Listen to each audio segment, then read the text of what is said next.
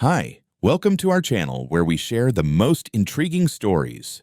When a burned-out lawyer escapes to his inherited lakeside retreat, he expects peace until a suburban HOA declares war on his land. What begins with signs and trespassers spirals into fraud, sabotage, and a courtroom showdown. This isn't just a property dispute, it's war. When I first rolled up that gravel road leading to the old Hill House, tires crunching slow under the weight of 30 years of family history, I didn't think peace would be a problem. 900 acres of prime Tennessee woodland, untouched shoreline, a sky so wide you could forget the rest of the world existed. This was the quiet I'd chased for half my life. I had a thermos full of black coffee, a glove box full of land titles, and the ashes of my grandfather, Jacob Jacobs, sitting next to me in a cedar box. I figured the ghosts on this land were the only ones I'd need to make peace with. Turns out I was wrong. The living ones were far worse. I'd left Memphis 6 weeks earlier, burned out on billable hours, tired of clients with fake problems and real money. I'd finally done the one thing I'd promised my grandfather before he died. Keep the lake ours, son. He used to say it like a prayer, as if the water could hear him. He left the property to me outright. 900 acres, a creaky old house with a wraparound porch, a collapsing boathouse, and a 28-acre lake so still it looked like glass cut from the sky. That lake was the kind of place you whisper near, even when you're alone. The trouble started about 10 days after I moved in. I was down by the dock, restaining the old cedar boards, when a teenage boy came jogging across the shoreline like he owned it. He had earbuds in, sunglasses on, and the kind of oblivious energy only high school kids and middle managers seem to generate. He gave me a nod, half wave, and ran straight out onto the dock before I stopped him. "Hey," I said without raising my voice. "You know this is private property, right?" He paused, looked at me like I'd spoken Greek. "Dude, this is the HOA lake. Everyone runs here." I stood up, wiped my hands on a rag. "No, it's not. This is Jacob's property. Been private since 1972. The kid laughed like I was the weirdo.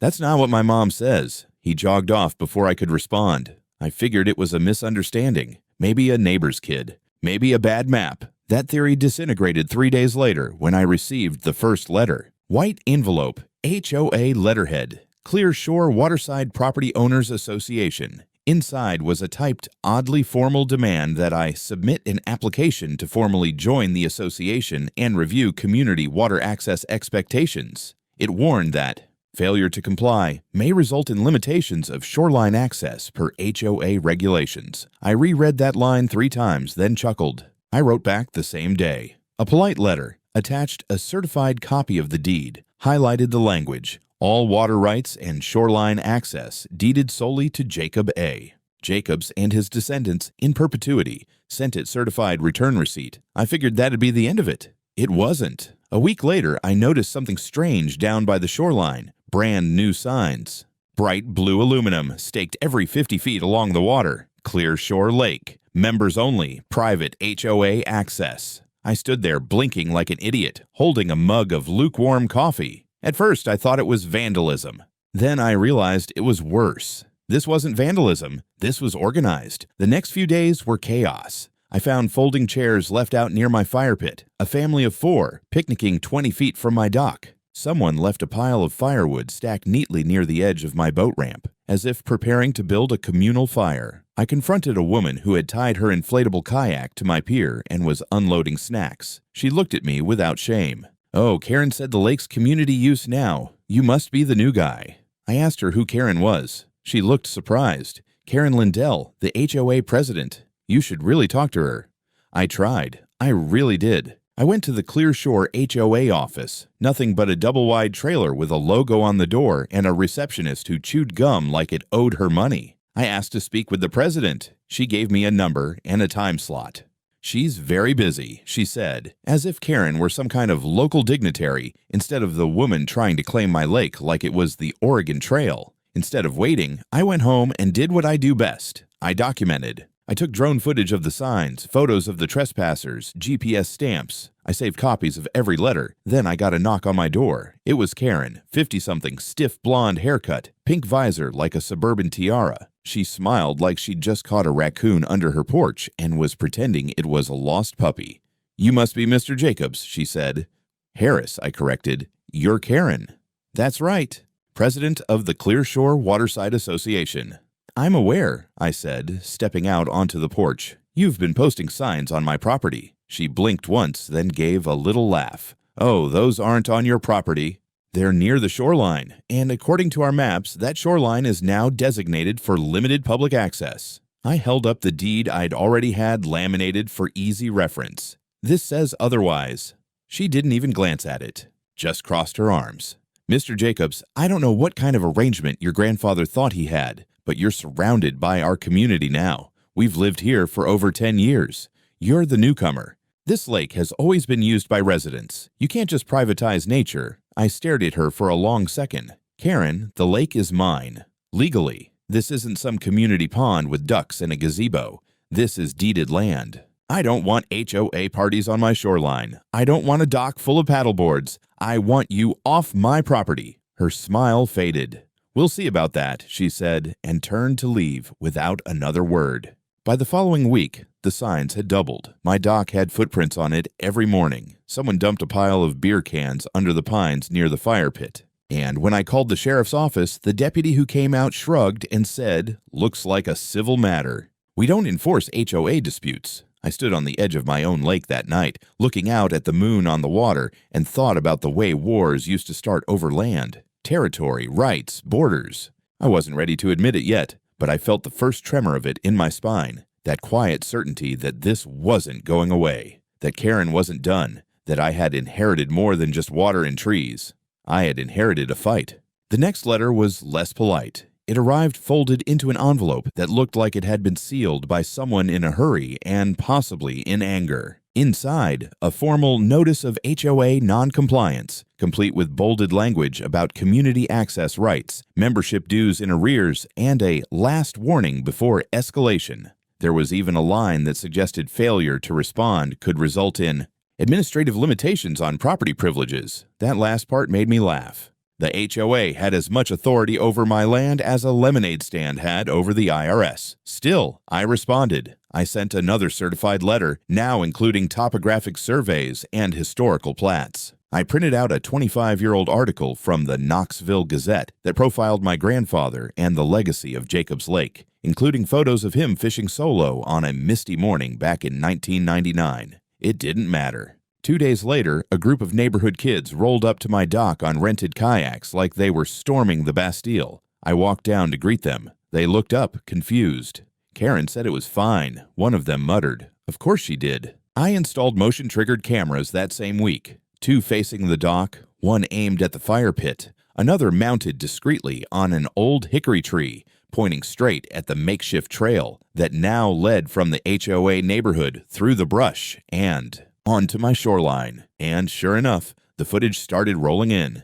Day after day, strangers using my land like a public park. A guy in golf shorts teaching his kid how to skip rocks. A group of teens having a full-on barbecue complete with Bluetooth speaker blaring country pop and a cooler I hoped didn't contain alcohol. I started calling the sheriff's department every time. After the 4th or 5th call, Deputy Langston showed up looking more tired than annoyed. Look, Mr. Jacobs, I get it. I really do. But unless they break something or you catch them in the act of damaging property, it's hard for us to press charges.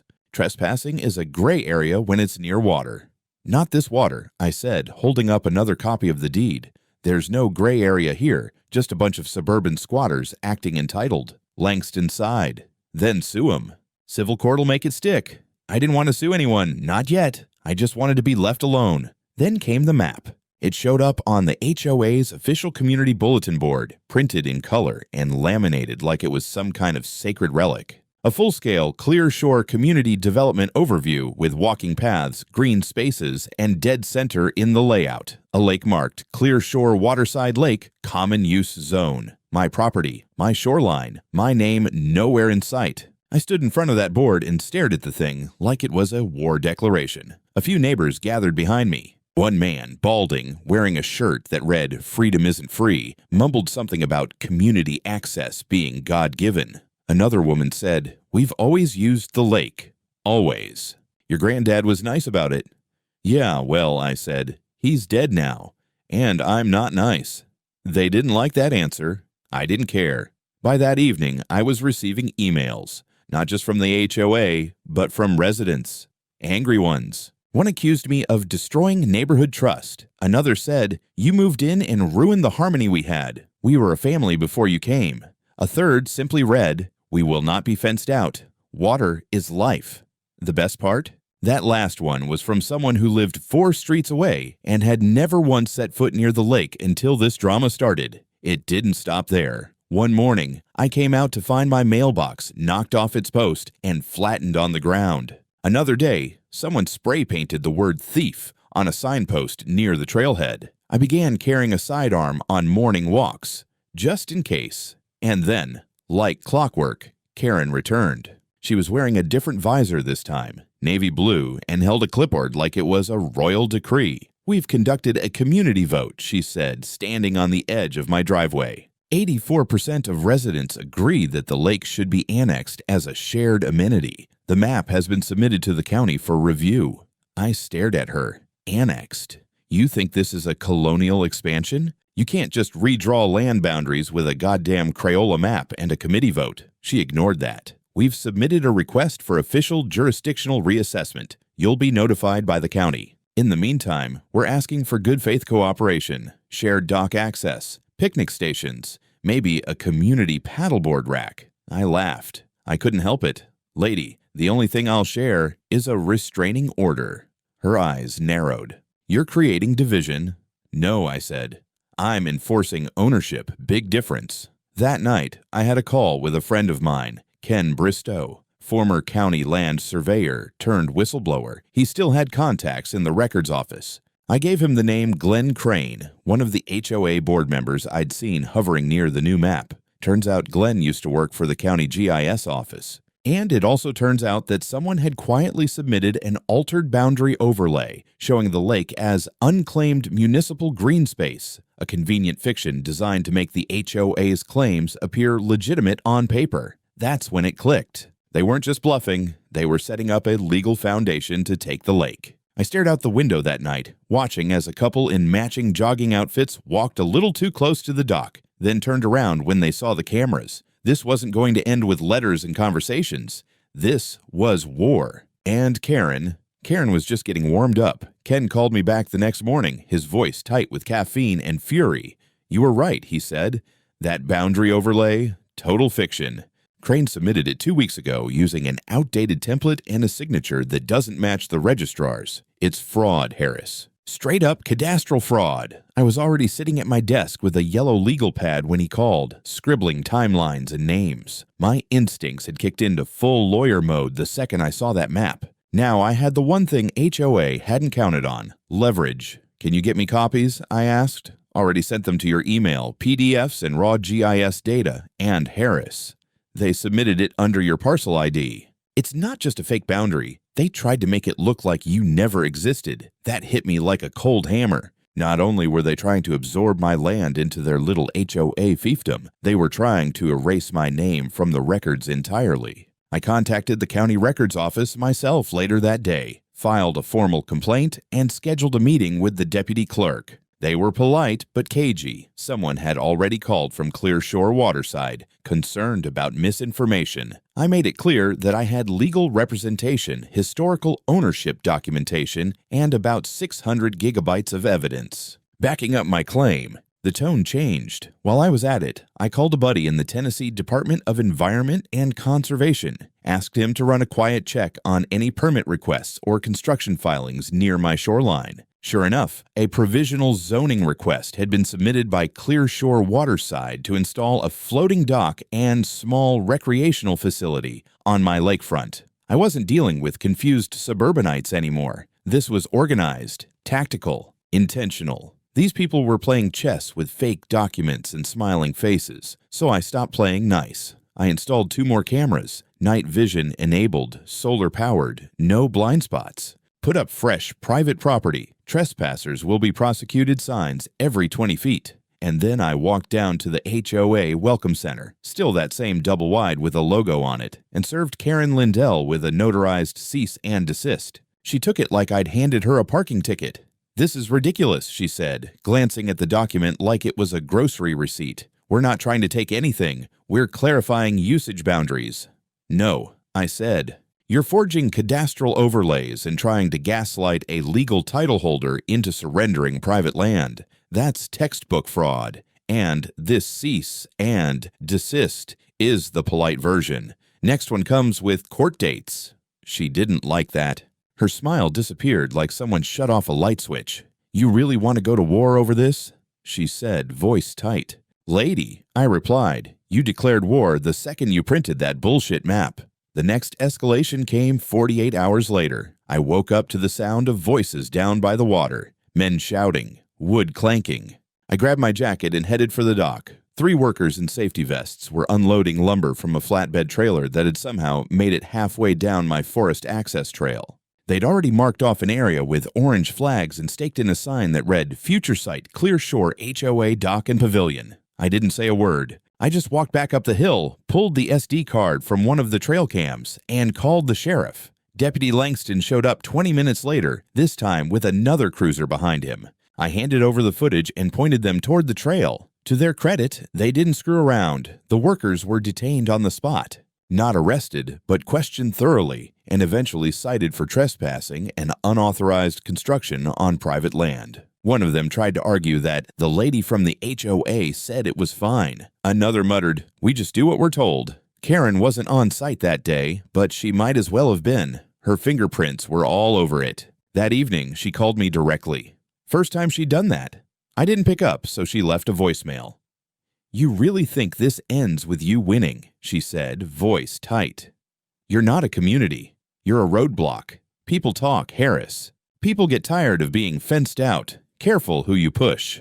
I saved the voicemail, sent it to my lawyer. Then I poured a whiskey and sat out on the porch, watching the mist rise from the lake. It was quiet, finally, but it didn't feel like peace. The next morning, someone had dumped 3 bags of trash on my shoreline. Fast food wrappers, beer cans, diapers, and right in the center of it, a laminated flyer from the HOA. "Community Cleanup Day. Thank you for participating." They were sending a message. So was I. I posted the video of the dock crew online, tagging the HOA, tagging Karen, tagging the sheriff's office, the county clerk, the assessor's office, and 3 local news outlets. Within 6 hours, the video had 3,000 views. By sundown, it had over 12,000, and that's when a journalist named Owen Blake reached out. He introduced himself as a contributor for the Tennessee Tribune, said he was covering local land disputes and neighborhood governance. I could already hear the angle forming in his head. The evil recluse versus the friendly HOA, the outsider hoarding nature's bounty. I declined his request for comment, but I knew he'd talk to Karen. Let him. She'd already written the script. Now I was going to burn the stage. 2 days after the video went viral, a drone flew over my lake. I was drinking coffee on the porch when I heard it, soft mechanical buzzing, like an angry mosquito with a GoPro strapped to its back. It circled twice, dipped low over the dock, then climbed up and zipped off toward the Clear Shore development. A few hours later, the article dropped. Local HOA claims right to historic lake. Who really owns Clear Shore? By Owen Blake, Tennessee Tribune. The piece was exactly what I expected. A photo of the lake taken at golden hour. Karen smiling in front of a freshly printed map, gesturing at the shoreline like she was giving a TED Talk. The article quoted her extensively about generational privilege, unfair land monopolization, and community stewardship. According to her, I was some trust fund lawyer playing king of the hill, a selfish man squatting on what she called an ecological jewel meant to be shared. She even said my cameras were invasive surveillance tools meant to intimidate families. That one almost made me spit out my coffee. I didn't respond publicly. Not yet, but the backlash started immediately. By noon, someone dumped 2 more bags of trash on my trail. By evening, my inbox was flooded with hate mail. "You're everything wrong with this country. Greedy bastard. Land doesn't belong to people. It belongs to God." One guy offered to come liberate the lake personally. That night, someone egged my truck. Next morning, I checked the footage. 2 teenagers laughing, both in Clear Shore hoodies. I printed stills, brought them to the sheriff's office. Langston promised to follow up, but I could see the weariness in his eyes. This was getting bigger than neighborhood squabbles. What Karen hadn't counted on was the digital footprint she left behind. I'd started digging, slowly, methodically, through HOA newsletters, archived posts, LinkedIn profiles, zoning requests, even real estate listings. In one of those glossy flyers, I found something gold, a listing from 5 years ago describing Clearshore Waterside as nestled beside a serene private lake. Private, not shared, not HOA managed, just a nice, scenic neighbor. I sent it to Owen. Didn't say anything, just attached the file and wrote, "Thought you might find this useful." To his credit, he responded in less than an hour. "Interesting. Karen didn't mention this. Mind if we talk?" I said no. Told him he was already neck-deep in a narrative and I wasn't interested in playing the villain for clicks. He didn't push, just replied, "I think you're right, and I think she's lying." That was the first shift. Over the next few days, Owen started contacting other residents, quietly. A few reached out to me, anonymous email addresses, messages with subject lines like, "She threatened me too," or "We didn't vote." One of them, a guy named Grayson, said he'd been on the HOA board 2 years earlier before resigning over Karen's power grabs. I met him in the back of a diner off Route 31. He wore sunglasses inside like he thought HOA had spies. Maybe they did. "She cooks the votes," he said, sipping lukewarm coffee. "People just assume the board's legitimate because she posts everything on letterhead." "You know about the fake map?" I asked. He nodded. "She had it printed 6 months ago. Said we were gonna correct historical errors. I told her it was illegal. She told me to go work for the county if I loved maps so much." "You got proof?" He pulled out a flash drive. "Meeting recordings." She didn't know I was backing up Zoom calls. I took the drive, bought his breakfast, didn't ask why he waited until now. I already knew. Karen ruled Clearshore with an iron HOA fist and a pile of social credit. People didn't want trouble. They wanted quiet lives and neatly trimmed lawns. That evening, I set up 3 speakers on my dock, pointed them toward the Clearshore Trail, and at full volume, I played a 5-minute loop of Karen screaming from a now viral clip taken the previous week. The footage had been captured on one of my cams, her storming down to the lake, shouting at one of her own workers who'd been caught slacking during the failed dock build. At one point, she shrieked, "This is our lake! He's not going to gatekeep the water like he owns it." I edited in the deed overlay as a watermark just for good measure. Within 24 hours, the video had over 70,000 views. Reddit picked it up. Memes started circulating. Someone photoshopped Karen's face onto a pirate holding a community property flag. That's when the real press came knocking. Local stations ran quick hits, but it was a regional news affiliate that showed up with cameras. I declined interviews, but they aired the footage anyway. Karen's outburst, the illegal construction, the trespassing citations. Suddenly, she wasn't the valiant community leader anymore, and she did not take it well. 3 nights later, I came home from town to find my tires slashed. All 4. A note was tucked under the windshield, scrawled in red Sharpie. "Stop being a coward, share the lake, or we take it." Sheriff's deputies came. Again. Photos were taken, reports filed. I gave them the footage from my driveway cam. It didn't catch faces, but it caught shadows. 2 people, hooded, one limping slightly. I was done playing defense. The next morning, I filed for a temporary restraining order against the HOA and named Karen personally. My lawyer sent her a formal warning about further harassment, and then I gave Owen the green light. We met in person for the first time at a bench overlooking the lake. He listened for over an hour, barely speaking, just nodding. When I was done, he asked one thing. "Can I publish everything? Every last goddamn detail?" He did. 3 days later, Tennessee Tribune ran the headline, "The War Over Clearshore, How a HOA Tried to Steal a Private Lake and Got Caught." Karen stopped responding to emails after that, but the damage was already done. I've filed lawsuits before, hundreds, maybe thousands, over a decade of legal practice. But filing this one? This was personal. We didn't go small. My legal team, 2 former colleagues from my Memphis firm and 1 real estate litigation specialist from Nashville, filed a full battery. Trespassing, defamation, attempted fraudulent annexation, unlawful construction, malicious interference with private property, and civil conspiracy. We served both the Clearshore Waterside HOA and Karen Lindell individually. The complaint was 172 pages long. My favorite sentence: "The defendants have engaged in an organized, systematic campaign to exert fraudulent dominion over land to which they have neither historical claim nor legal right. We didn't just accuse, we laid out receipts,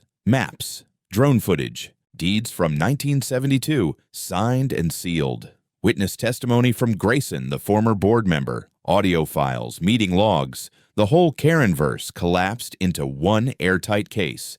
We filed it on a Monday. By Tuesday, my driveway was lined with 3 news vans and a parade of folding chairs. Some kind of spontaneous HOA rally had sprung up on the trailhead. They brought signs. End Lake Apartheid. Community water for community people. Say no to greed.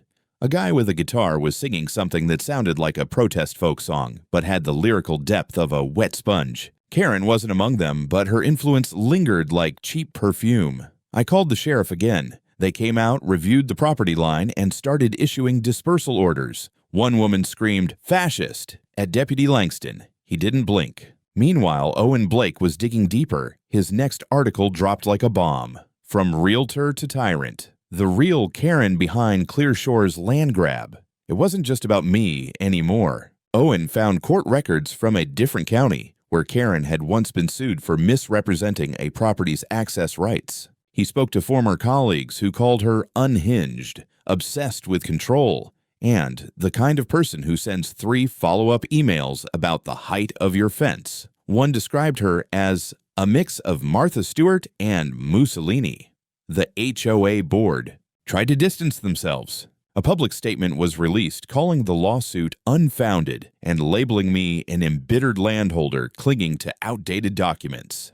But then came the emails. Grayson, bless his paranoid little heart, had saved everything, including a thread where Karen explicitly instructed board members to create visual legitimacy by distributing signs along the lake, even on non-assigned parcels. Another gem. If the public sees a boundary enough times, they believe it. We build the narrative first. Legal comes second. We sent it all to the court. During the preliminary hearing, Karen showed up in a white blazer and oversized sunglasses like she was about to testify in front of Congress. She didn't speak much. Her lawyer did the talking, but when the judge read the first page of our complaint and looked over the map overlays, he raised an eyebrow. "You're asserting ownership over land that has been deeded private since the Nixon administration."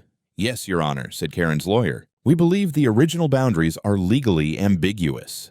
"Ambiguous," the judge repeated, then pointed to a highlighted section. "This says exclusive access deeded in perpetuity to the Jacobs family line.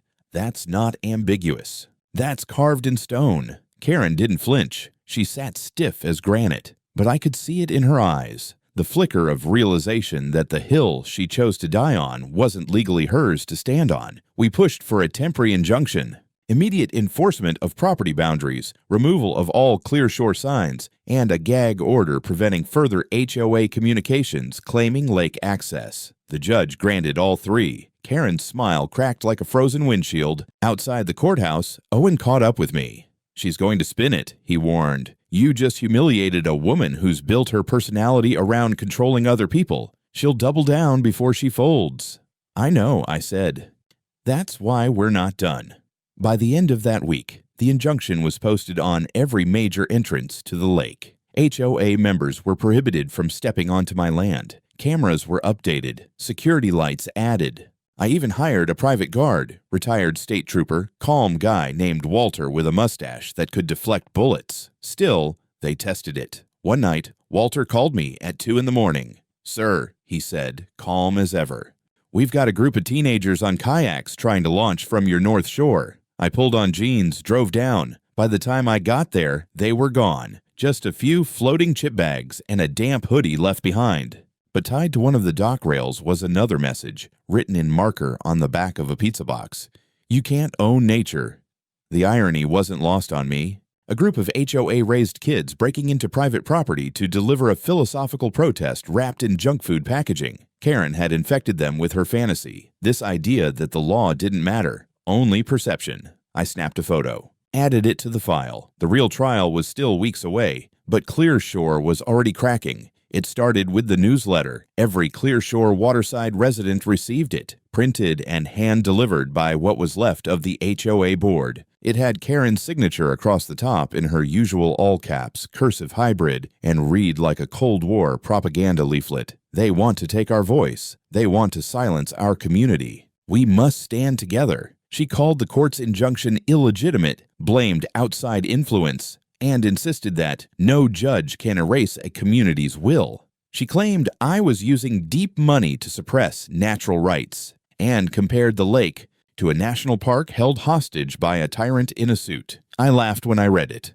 but by the third paragraph, it didn't feel funny anymore. She wasn't trying to win. She was radicalizing. The backlash began almost immediately. Half a dozen homeowners publicly resigned from the HOA on social media. Someone started a Facebook group called Clear Shore Doesn't Speak for Me. Within 2 days, it had 400 members. A Reddit post quoting the newsletter's more unhinged lines hit the front page of Our Air Ho Nightmares, and the comments were brutal. Then came the incident at the board meeting. Karen had called it as an emergency session to address community betrayal. It was supposed to be open to residents only, but someone leaked video. She stood at the podium, red-faced and trembling, waving the court order in one hand and shouting into the mic, "They want us divided. They want to steal from our children, from our future. But I will not let some arrogant Hill lawyer destroy what we built." Several people walked out mid-speech. One man yelled, "It's not your damn lake, Karen." The video went viral by morning. I was at the hardware store when a woman stopped me in the parking lot. Early 50s, sensible haircut, looked like she owned 3 Labradors. "You're Harris, right?" she asked. "Lake guy." "That's me. I just wanted to say, I used to be on her side. I really did. But this is cult shit." She shook her head and walked away before I could thank her. Karen was spiraling, and everyone could see it, except her. A few days later, I got an alert on my phone from one of the shoreline cameras. Motion detected near the old pine path around midnight. I pulled up the feed. 3 people, hooded, flashlights off. One carried a long object, metal maybe, looked like a crowbar or pipe. They moved fast, quiet, hugging the tree line. 10 minutes later, another alert. Camera 2, near the south dock. They'd reached the edge of the platform, and then static. They'd taken out the camera. I called Walter, who was already en route. He called the sheriff. By the time they arrived, the trespassers were gone, but not without leaving their mark. The dock had been vandalized, bolts loosened, one of the planks pried up and halfway removed. My private property signs had been torn down, spray paint on the side of the boathouse read, "Fraud." I submitted everything to the sheriff. Langston was pissed now. This was no longer a civil matter. "We're opening a criminal case," he told me. "This goes past property lines. This is coordinated." Karen's fingerprints weren't directly on it, but we both knew. Then came the real twist. Grayson, the former board member who'd given me the flash drive, sent me a voicemail. "She's losing it, Harris," he said. "I just got a letter from her lawyer asking me to retract my statement. Said if I don't, they'll sue me for defamation. I've got nothing left to lose, man. So I'm giving you the whole file." He sent it that evening. Meeting minutes, internal votes, lists of residents who had never consented to the land grab. One email was a smoking gun, Karen admitting that the Jacobs family deed will never hold up in the court of public opinion. Not law, not fact. Public opinion. I handed it all to my lawyers. The second motion we filed was for punitive damages, arguing intentional malice, coordinated defamation, and reputational harm. The number we attached, $3.1 million. That figure spread fast. By the end of the week, HOA members were abandoning ship en masse, some quietly, some with public Facebook posts. "I've withdrawn all support. I was misled. I thought she was trying to protect the neighborhood, but this has gone too far."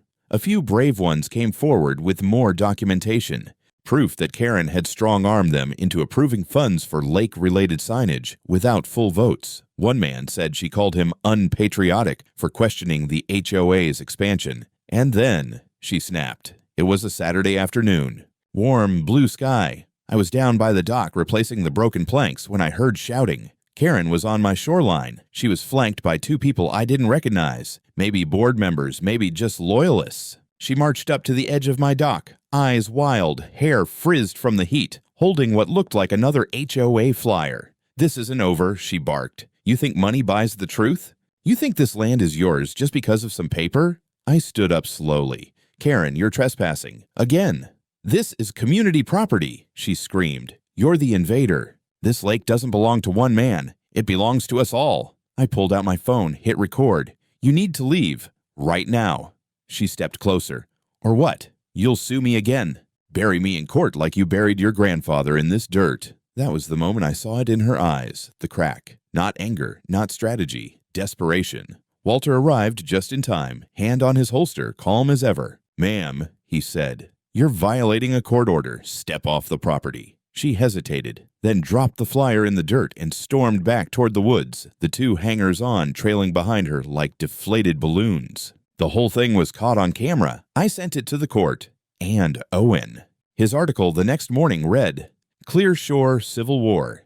HOA President melts down on private property, defies court." The thumbnail was a still frame of Karen mid-shout, hair caught in the wind, finger jabbing at nothing.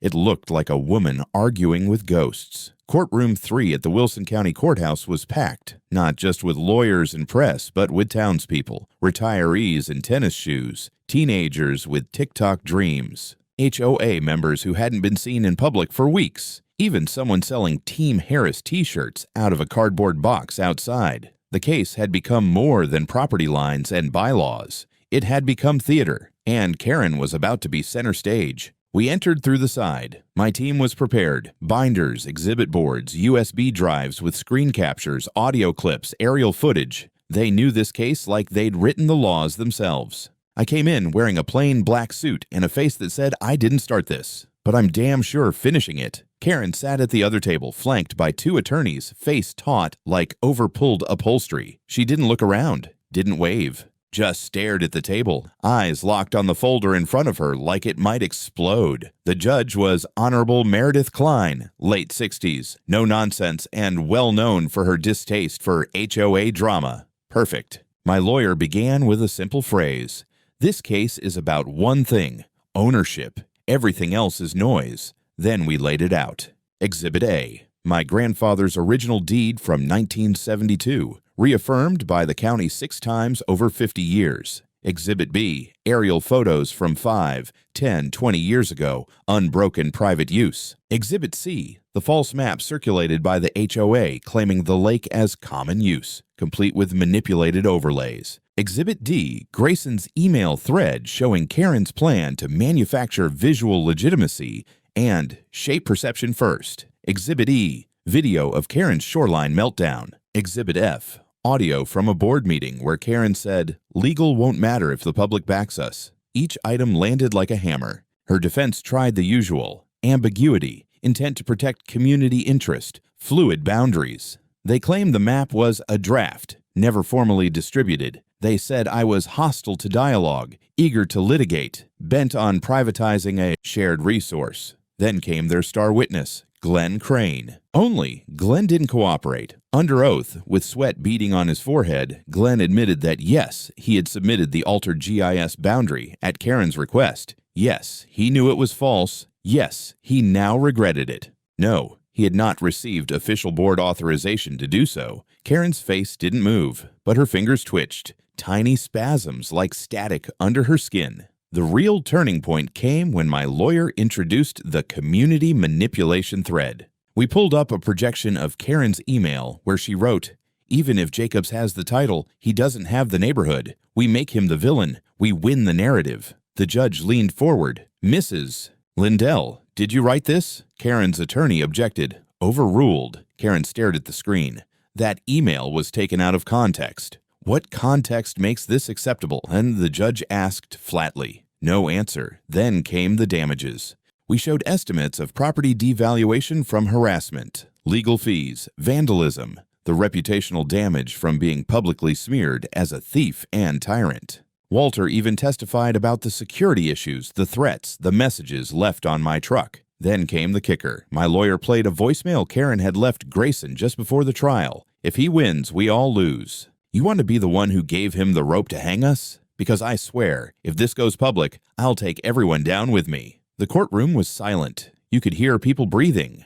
Judge Klein recessed for an hour to review everything. When we reconvened, she didn't waste time. In my 40 years on this bench, I have seen petty disputes, malicious vendettas, and bizarre interpretations of property law. But I have never seen such a coordinated, arrogant attempt to seize private land through fraud, coercion, and manipulation of a governing body meant to serve, not dominate. She looked straight at Karen. This wasn't about stewardship. It was about control. Then she gave her ruling. Full ownership of the lake and surrounding land reaffirmed to me. Harris Jacobs. A permanent injunction prohibiting any Clearshore Waterside member from accessing or claiming use of the lake. Ordered removal, at HOA's expense, of all signage, structures, and distributed materials referencing lake ownership. Karen Lindell personally liable for defamation, attempted fraudulent conveyance, and incitement. HOA ordered to pay $3.1 million in damages. All evidence referred to the district attorney for potential criminal prosecution. Karen didn't speak. Her lawyer did. He asked for a delay in enforcement. Denied. He asked for reconsideration. Denied. He asked if Karen could make a closing statement. Not today, said Judge Klein. She said more than enough. As I stepped outside, flashes from local press cameras hit like lightning. Owen Blake stood just behind the line. You were right, he said, about everything. I nodded. You got what you needed? Oh yeah, he grinned. This story's going national. 2 months after the verdict, the sign went up. A black and white slab of aluminum bolted to the center post of the dock, gleaming under the Tennessee sun.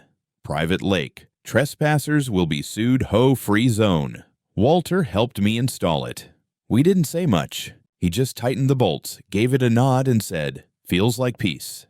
He wasn't wrong. The lake was quiet again. No parties, no drones, no kids kayaking into my shoreline like it was some kind of theme park. Just water, wind, and the occasional heron gliding across the surface like it had never heard the word lawsuit. Clearshore Waterside HOA didn't survive the storm. The legal costs alone gutted them. The $3.1 million judgment was only the beginning. Most of that had to be paid through emergency property assessments. Residents revolted. Half the board resigned within 2 weeks. By the end of the month, they voted to formally dissolve the HOA. The neighborhood still exists, but now it's just a neighborhood. People cut their own grass, put up whatever mailboxes they want. I even saw someone install pink flamingos in the yard and no one said a damn thing. Karen? She pled guilty to a list of charges longer than a CVS receipt. Falsification of public records, harassment, property interference, defamation, and attempted fraudulent annexation. The plea deal got her 11 years. No parole for the first 6. They perp-walked her out of her own house in broad daylight. Someone filmed it from a second-story window. The audio caught her screaming, "It was supposed to be our lake," as she was stuffed into the back of a cruiser. That clip played on the news for a week. Owen Blake got a journalism award. His series, The Lake War, ran as a podcast, then as a 6-part investigative feature. By the time the dust settled, every HOA in the state was triple-checking their bylaws, terrified they'd be next. As for me, I didn't go back to the city. I kept the house, restored the dock, replanted some of the shoreline flora that got trampled in the chaos. And then I did something no one saw coming. I reached out to the Tennessee Wildlife Preservation Authority and proposed a partnership. Private land, yes, but managed with ecological integrity. We signed a formal stewardship agreement within a month. Now Jacobs Lake is a registered private ecological zone. No motorboats, no dumping, no development, just protected, pristine water. A few people from town come by every so often. Rangers, researchers, students studying salamanders or aquatic ferns. They knock first. I usually invite them in, show them where the trails are. Sometimes we sit on the porch, drink coffee, and laugh about the summer of madness. But most days, it's just me and the water. One morning, maybe 6 months after it all ended, I found a letter in my mailbox. No return address. Just a piece of lined paper with a single sentence. You were right to fight. No signature. No clue who sent it. Didn't matter. The lake was still mine. And nobody called me the villain anymore.